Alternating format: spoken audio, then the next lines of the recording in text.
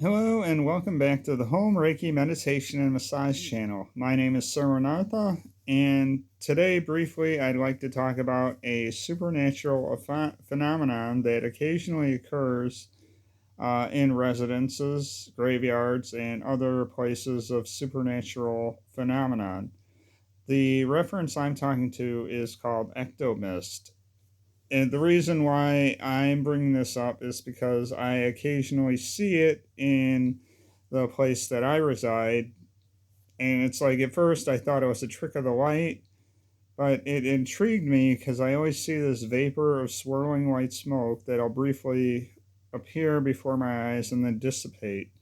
So I wanted to look it up and research a little bit about what ectomist is and what it isn't.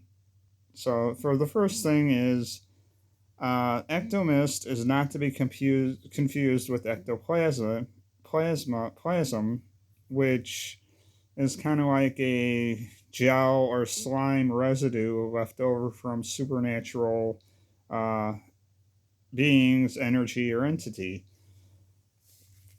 Now, I've researched this on a ghostsite.org that says there is so much terminology in the world of the paranormal that it can sometimes be a bit confusing. And today I want to talk about ectomist, which is sometimes people refer to as ectoplasm. But there are some differences. Ectomist is a term you will not nearly hear as often, but it does have some of its own distinct history. So today I want to go over exactly what it is, when the term is used, and why we don't hear it too often. First off, what is ectomist? Ectomist is essentially now understood to be a swirling mist or fog that is closely associated with the appearance of sightings of spirits, ghosts, or paranormal beings. With modern cameras and technology, there are thousands of images of the ectomist. Although there are certain images that may be fraudulent or can easily be explained with environmental or scientific reasoning, many of these images are hard to refute.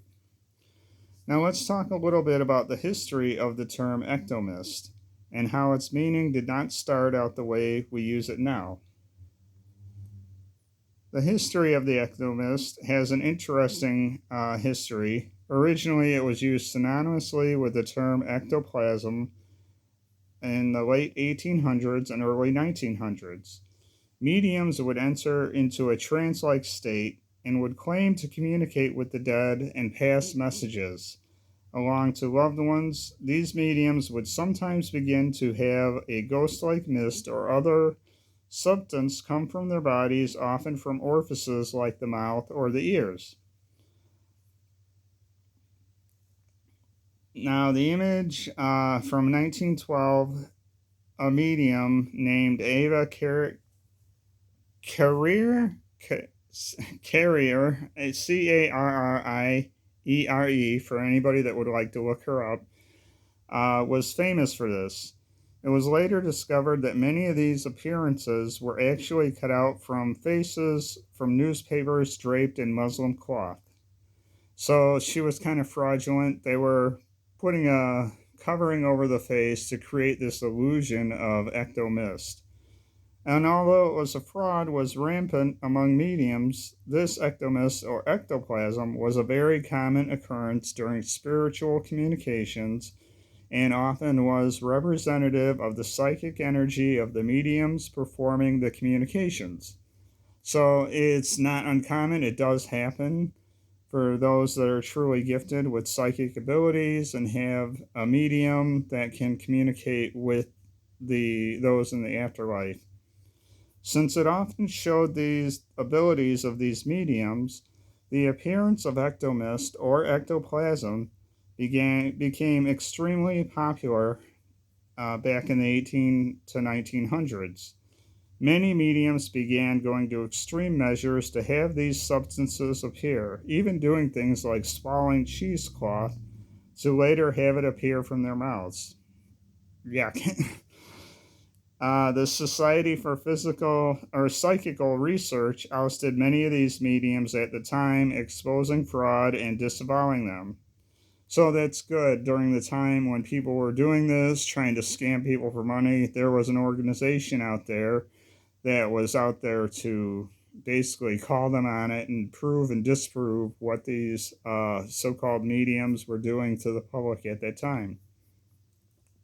Now, over time, the appearance of these cloth like spirits became exclusively known as ectoplasm, and the term Ecto Mist faded into obscurity. Now, the term Ecto Mist is used commonly to describe the swirling mist or vaporous clouds that are often photographed during paranormal investigations or ghost hunts. So, if you've ever been on one and you've used those, what they call spectral cameras, that use luminescence to catch basically kind of like an MRI or X-ray that scans the room, you may catch the ectomist on those cameras. It's more often reported now that cell phones cameras, video cameras, and digital cameras are all staples for ghost hunting. Usually, when photographed, ectomist usually appears in a bit of a swirl, like the photograph to the, well, we're not looking at the photographs because you would have to Google it online. You can Google ectomist and look it up. Some people say that the mist usually appears 7 or 8 feet off the ground and can move or change form very quickly. Now, I can attest part of that, but for me, I see it in my living room, and I've been seeing it more and more frequently within this last month.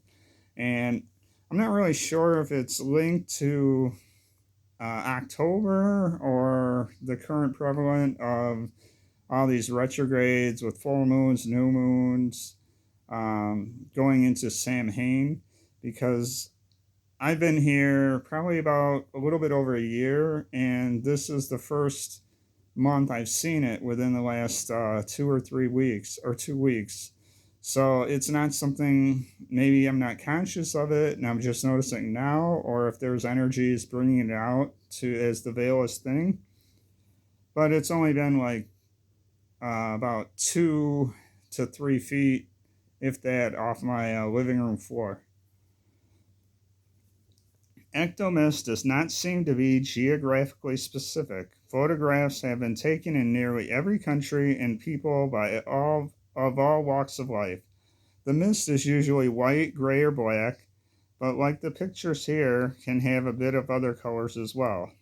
So it could have tinges or hints of bluish gray or pinkish white. There is certainly a lot of skepticism and doubt when it comes to ectomists, or really any kind of evidence of the paranormal. From its fraudulent origins to the ease of Photoshop today, it is something that is easy to fake and that some ghost hunters have been known to do.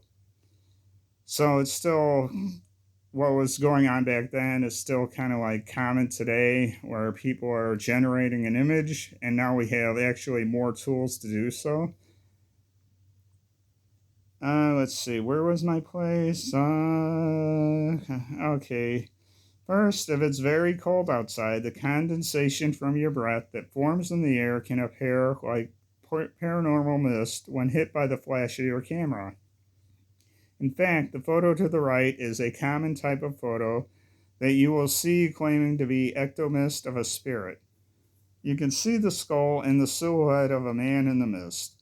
However, this photo was in fact the photographer's breath being reflected back.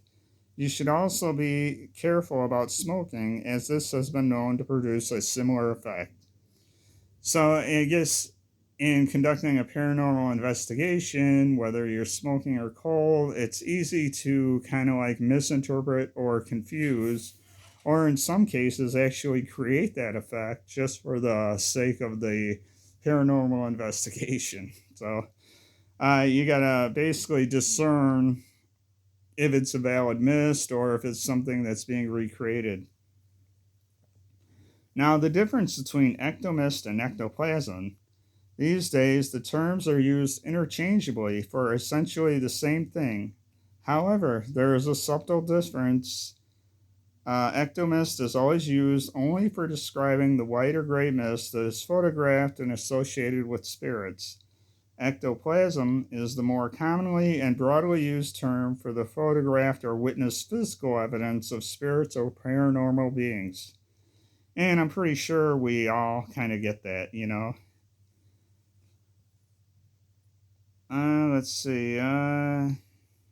I guess that was the end of the article. So, what I would like to ask is please share your thoughts on what you have experienced or feel or maybe think about ectomist, ectoplasm, or supernatural events, incidents, and beings in general. This is something that has always been prevalent in my life for as long as I can remember, growing up in a house that was very much like the Amityville house. We had a lot of strange occurrences, and then off and on going through my life, witnessing, experiencing different things, and then growing up later to take a class in paranormal investigation and understanding that, you know, we all have kind of like medium psychic energy abilities. So I've kind of tapped into that as well. And anyway, I just wanted to share my recent experience and thoughts on that. And I would love to hear back from all of you about your experiences as well. So hopefully you've liked this video, and if you did, please feel free to share, comment, like, and subscribe. Hit that notification bell to be updated on all my videos. And if you have any content you would like me to explore into or any topics, please feel free to send me an email at Sirmanartha@gmail.com, and I'll be happy to work on a production video for you. If there's no questions, please have a good day, and always remember, keep healing.